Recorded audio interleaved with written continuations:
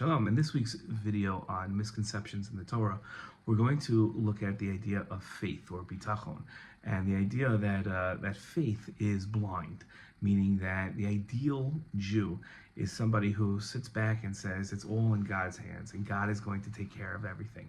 And that is the definition of having faith in God.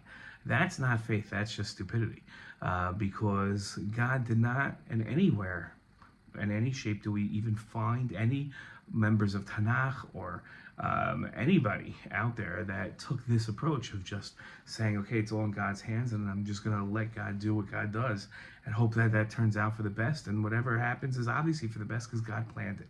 We are supposed to take action. That is faith. Faith is saying God put a certain system in the world and I'm going to follow that system.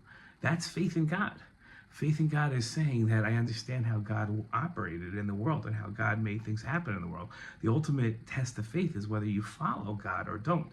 And if God created a way that the world works, ignoring that is not faith. That's, again, stupidity. So faith isn't saying I'm just going to rely on God. Faith is saying I'm going to do what I need to do to succeed.